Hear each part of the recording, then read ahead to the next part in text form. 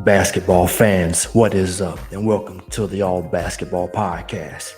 It's just your host, Maurice Dixon, once again, this time with another session of the last 10 in the NBA, and specifically the season finale of the last 10 since, yes, folks, most teams only have 3 games remaining. Teams playing tonight will be hitting the 70th game mark of the 2023-2024 season, so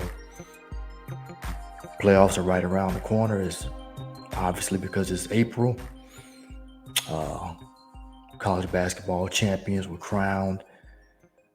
As far as South Carolina for the women and Connecticut for the men's, the Huskies being the first team to go back-to-back since Florida in 2006 and 2007.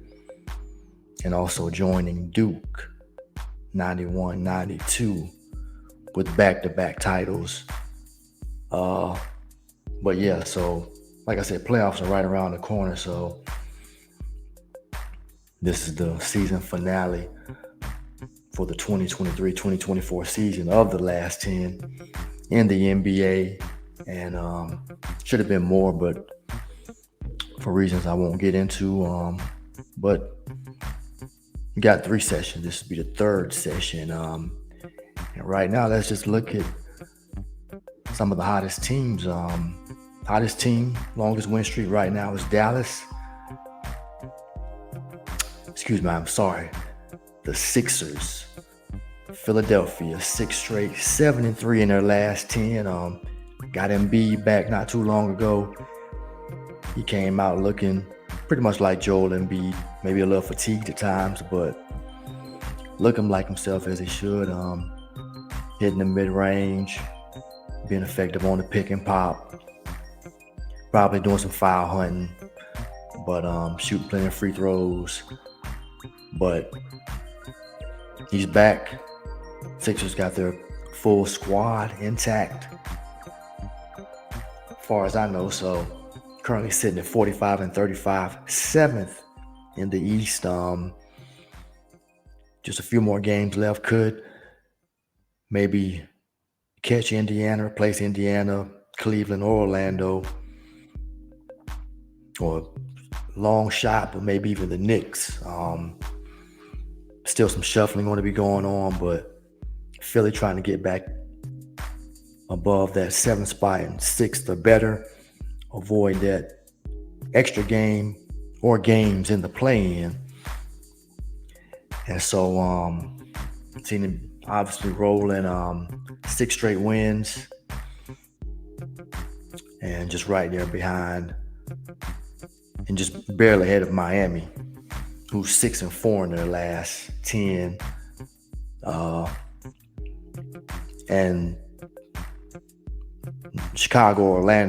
Atlanta, won't be able to make it to the top 8. They're secured in their spots in 9th or 10th.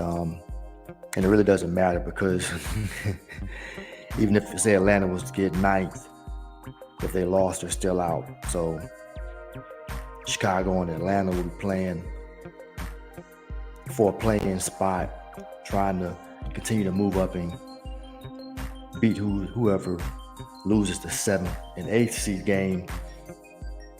But Chicago and Atlanta, one of them definitely going home.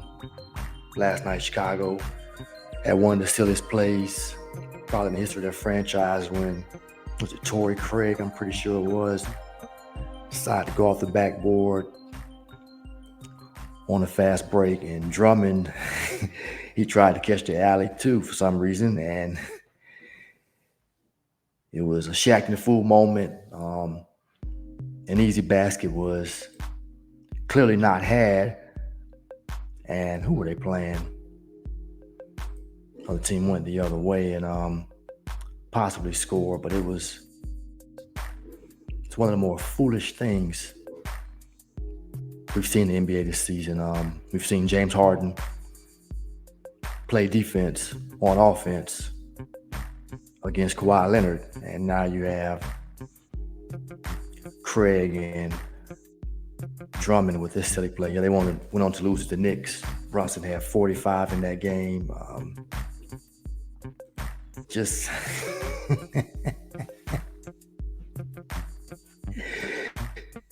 I guess those guys just can't wait to go on vacation because it's coming soon. The grind of a long NBA season is coming soon for this team and many other bad teams. But get back on topic to the last 10. Standing in the conference, you got Indiana's won 3 straight. And with Philly being the hottest team in the conference, mentioned Cleveland, they're one of the colder teams, currently sitting at 5th, but 3-7 in their last 10, losers of 3 straight. Went down. Paul George, he worked his tail off, dribbled, took so many dribbles, but managed to shake Evan Mobley and hit probably the first game winner of his career that I can pretty much remember. He's missed a whole lot. If he hasn't made one already, that was one I definitely can remember on hand. And he sunk that big shot, had a big game. So that was one of Cleveland's recent losses. So they're sitting at 46-33. Got everybody back in the lineup, to my knowledge. So, but 3-7 in their last 10 could very well slip down into that 7th spot. And then you have above them Orlando not playing well in their last 10, 5-5, lost their last contest. And then even though Milwaukee's still sitting at 2nd, a 48-31 record overall, 4-6 in their last 10, just barely above 500 if I'm correct, 16-15 under Doc Rivers since he took over for Adrian Griffin. So they haven't been able to get on the run. They went to the All-Star break bad, then came out, had like a 6-game winning streak. And then before that win, they had lost like 3 or 4 straight. So 4-6 in their last 10. And even more disturbing news last night as they were handling Boston at home. Just running up the court. Giannis went down, no contact. Wasn't even at a full sprint. And grabbed the back of his calf. They reported there was a calf strain, said he avoided major damage, any damage to his Achilles, possibly a partial tear or close to a tear. So, and if they're telling the whole truth. I know people, even when the report came out about the calf strain, my eyes kind of rolled. I kind of shook my head like, I remember back in 2019 when Durant had the same injury against the Rockets in the West Finals when he was playing with Golden State.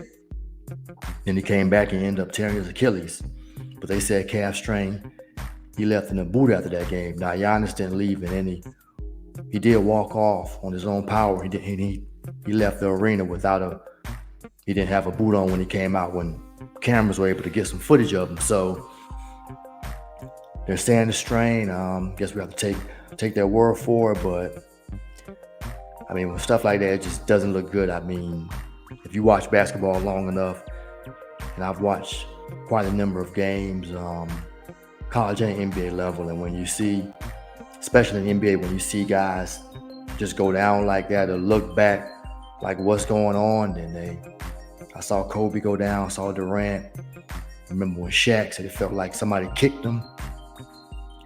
I don't know what Giannis said about it, if he said anything about what happened to him, but not real optimistic for the Bucks. And they haven't been playing well, so don't want to use it as an excuse, but if they go out, it kind of may sum up how things have been going bad, or it kind of gives them a legitimate or understandable reason to just not say it didn't work. They can just use the injury excuse, if you want to put it that way. It just is a more acceptable excuse, like just our franchise player went down, even though we got Dame Lillard. Middleton was back pretty healthy. Team had already been struggling, and now you get this, so those expectations go down even much more, and they probably increase for a team like Boston, who's the only team who's going to have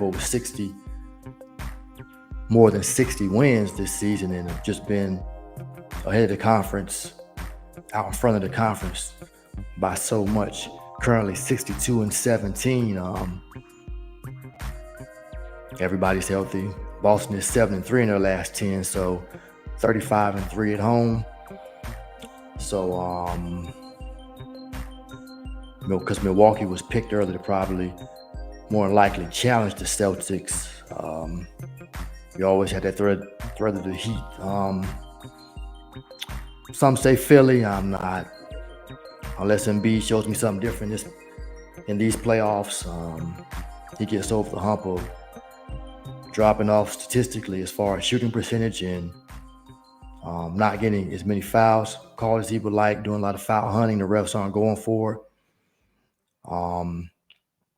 Point production goes way down. So unless he changes something up, and plus he hasn't been healthy, he's just come back, so he's probably as healthy as he's going to get now. So hopefully he stays that way. But don't know how much you can really trust them with the injury threat always there with Embiid, injury issue, and he hasn't performed well the deeper he gets into the playoffs, and he still is yet to get to a conference finals. But that could all change this year. But the East doesn't have as much drama or intrigue as how things are going to play out as far as the West. But upsets could be in store. We'll see if just Boston just rolls through and handles their business and gets back to the NBA Finals. Now out West, a couple of teams pretty hot. Now that's hot. I'm gonna say the Mavericks currently sitting at 5th, 49-30 record. Winners of the last 4, 9-1 in the last 10. So Luka's been throwing up triple doubles. Him and Kyrie, total for nearly 80 points. Game before last, maybe. So, and with those new additions, they brought in Gafford and PJ Washington. They seem to have the right amount of cohesion at the right time of the season. So, climbed out of that play-in area. So sitting at 5th, just behind the Clippers, who are at 4th, wins the 4th straight, 7-3 in their last 10. So, but they have some issues as well as far as health again. Like I mentioned earlier, Paul George having a big game, hitting that shot to beat Cleveland. But during this whole streak, Kawhi Leonard has been out with some knee issues since the beginning of the month. So said he already left the road trip and was expected to be back, but hasn't been back. So it's just like deja vu. I mean, even though he got the playoffs last year and they met Denver, he played 2 games, then that was it. In the series against Denver in the second round, and now he's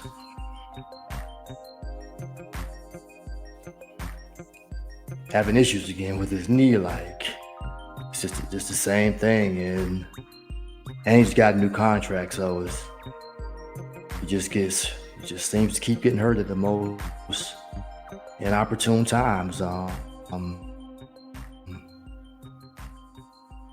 I won't say he should retire or anything, but this is just the expectation that comes with them now. Just one of those guys who can't stay healthy. And the Clippers have been doing pretty good of late, but after they had a nice run early in the season, when they finally worked things out with the addition of Harden and Westbrook going to the bench, they were on quite a tear. But now they've cooled off some, and then you have the issue with will Kawhi be available? And at this point in the careers, I mean, Paul George has been a shaky playoff performer. Even shakier is James Harden. And yeah, Westbrook will take over, but he's just not efficient enough. Definitely not at this stage of his career. So not looking too bright once again for the Clippers, despite being playing well in their last 10 as the season comes to a conclusion. Top of the West, Minnesota currently sitting first, 8-2 in their last 10. Denver 7-3, and they have a clash tonight on ESPN, which I'll be tuning into to see. Well, I mean, they have identical records, so it'll play a huge part maybe who gets the first seed. Or we'll see if the Thunder can get back up there. I know Shai Gilgeous-Alexander, and Jalen Williams just returned to the lineup, and they managed to win 2 straight, even though they're 5-5 in their last 10. So still a lot of jostling, shuffling of teams in the standings in both conferences, but the play-in spots aren't clinched yet. But right now, Phoenix will play Sacramento for the 7th seed, and then the Lakers will play Golden State for the winner go home, and then whoever wins that will play the loser of Phoenix and Sacramento. So, and the Kings have been the worst of those teams in their last 10. Got some key injuries. I know Malik Monk is out. Herter's been out for a while. They do have the Lakers' edge, but I'm not sure how they stack up against Phoenix. And the Lakers lost last night, their second straight, but they're 7-3 in their last 10. In Golden State, one of the more harder teams, 8-2 in their last 10. Shot the lights out last night at some. Let's see if I can find that. They hit some record as far as 3-pointers made against the Lakers last night. I think Draymond went 5 of 5 from 3, which is something that probably hasn't happened in a long time or ever for him. They ended up pretty much blowing out LA. The Lakers didn't have Anthony Davis though, so you can take that how you wish, how you like. LeBron 33, Klay Thompson 27, and it was so those teams could be looking at a potential matchup again in a few days. I think the play-in starts around the 16th, because this coming Friday, all 30 teams will play. They have a break on Saturday, and then the season will be closed out with all 30 teams playing again, and that'll be your season, NBA season. Then we'll see what the playoffs will be looking like as far as once the play-in is concluded. Then we'll get for certain what the matchups will be and see who falls into a bad matchup, who falls into a favorable matchup.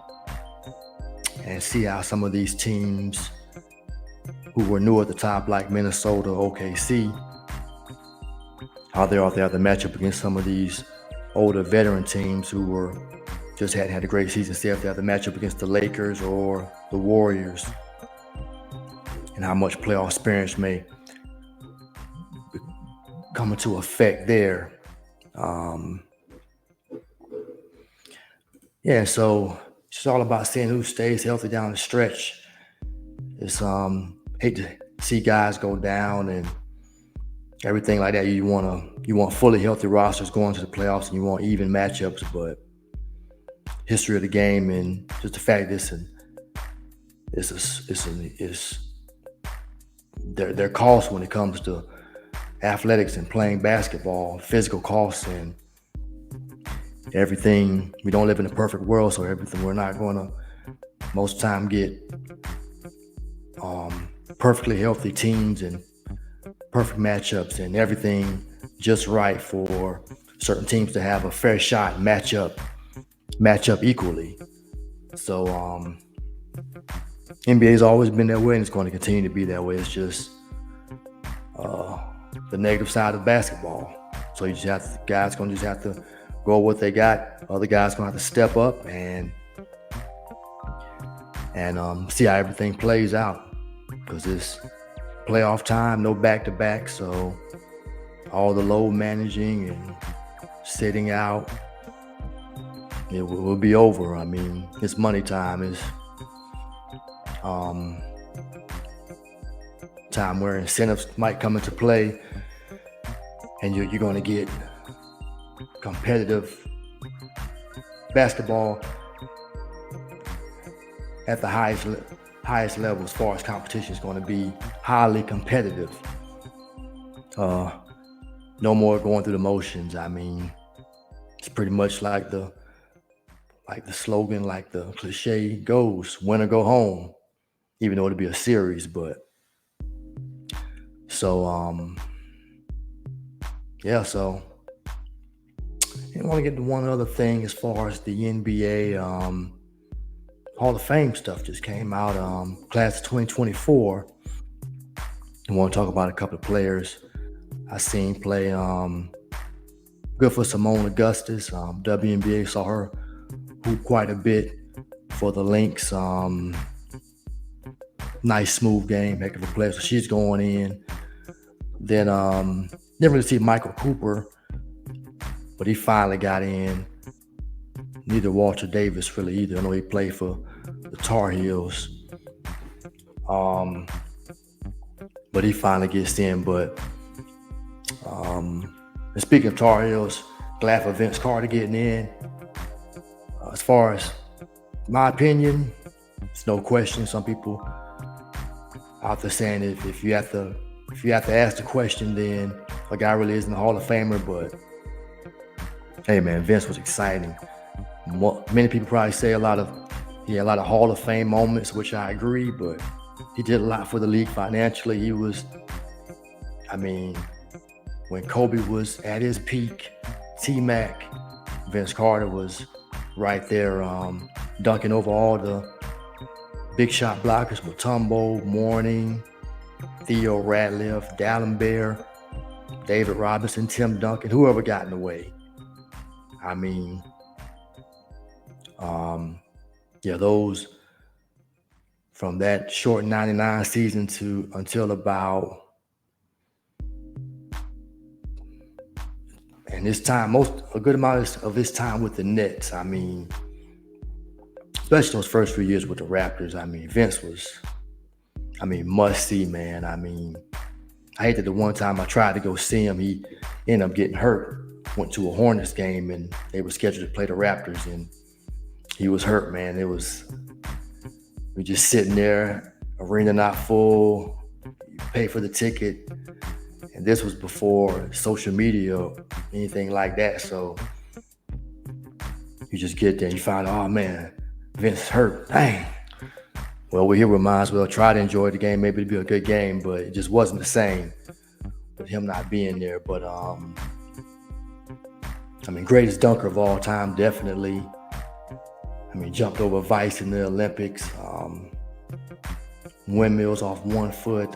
Just known to execute a perfectly crafted windmill.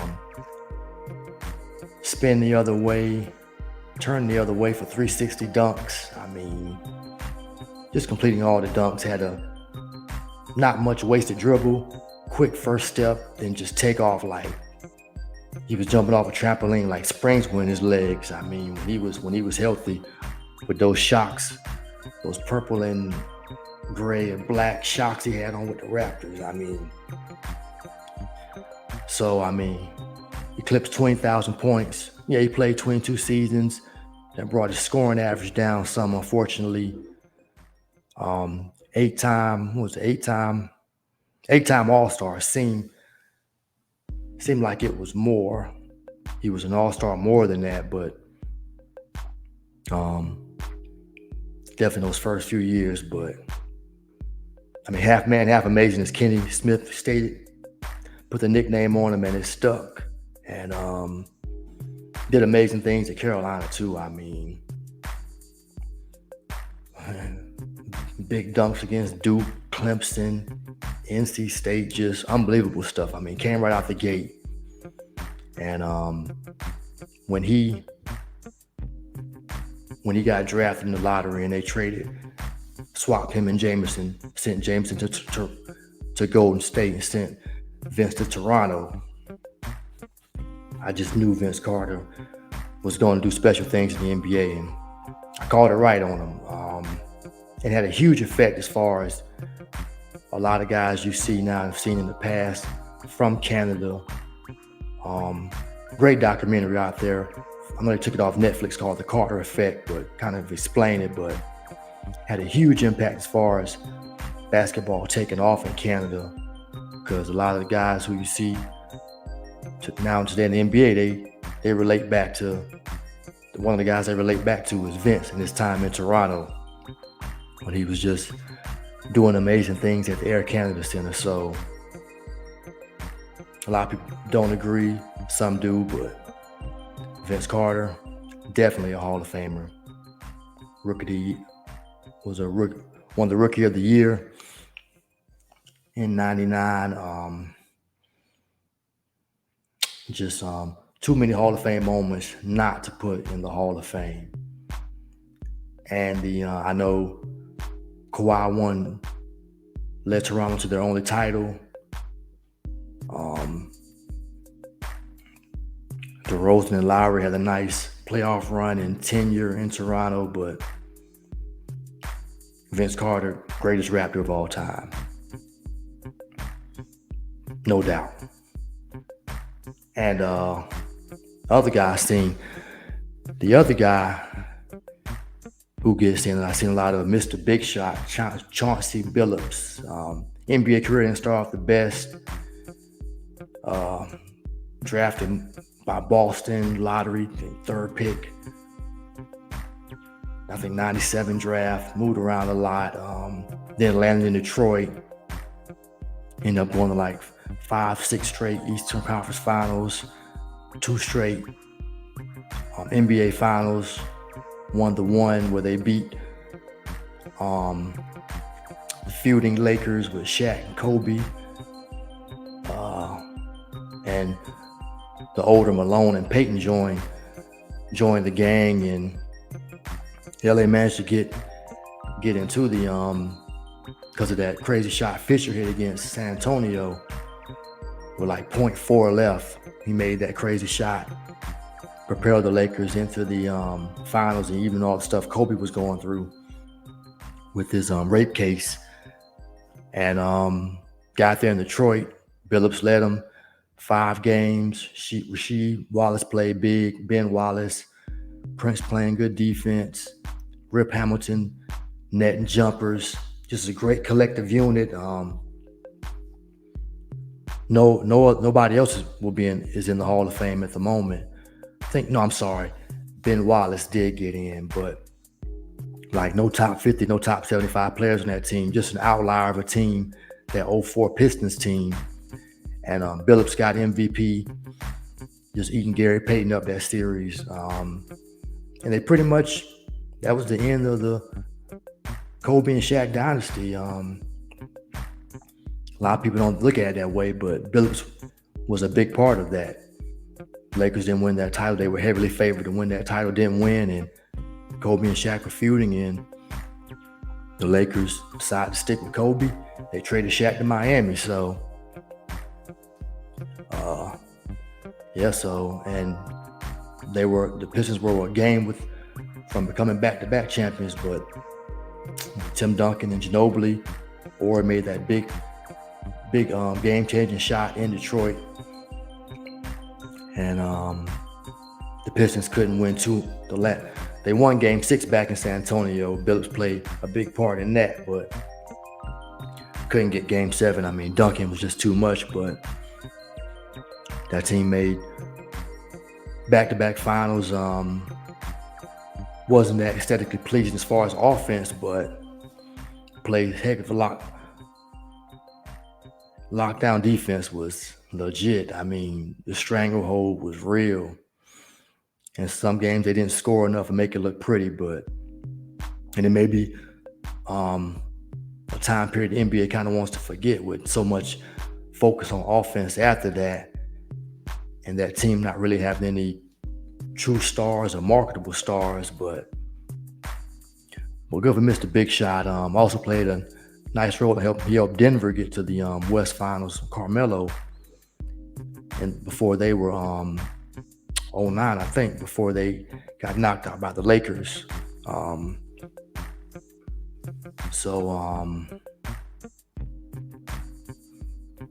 me see anything. And Billups, 89% free throw shooting percentage is the 6th best in NBA history. So something else notable for his career. And I mean, dude was just clutch. I mean, he got the name Mr. Big Shot because he started hitting big shots. And I guess his career is a testament to some guys who don't start out well, or the team that drafts them, things don't go well and they get moved to another team, because he played for the Nuggets too. And maybe somebody else within that time frame, but landed in Detroit and he got with Larry Brown, the right group of guys, and it worked out. So it's a testament to some guys who are drafted in the lottery, drafted high, and they don't hit big right away. Everything doesn't click right away, but after a while, then they get to a spot and it works out. So those stories are still out there. So even though guys come in so young, and everybody's coming in so young, so some people just get tossed aside and never get a good chance. But it's just survival of the fittest. It is what it is. I mean,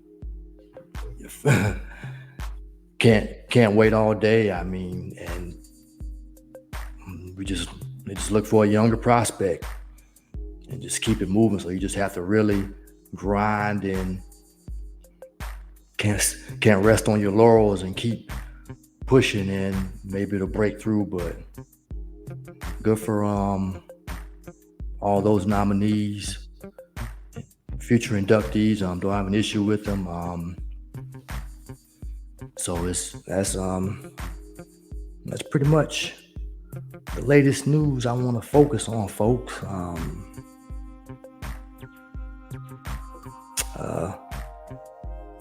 Like I said, waiting to see how things will play out. This is the season finale of the last 10 in the NBA.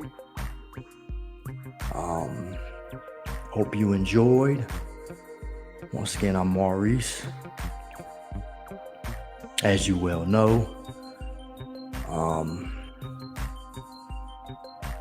remember, and just thanks for watching this episode of the All Basketball Podcast, specifically the last 10. Please subscribe on Spotify, YouTube, or wherever you listen to podcasts if you haven't already. Until next time, peace and be blessed in Jesus' name.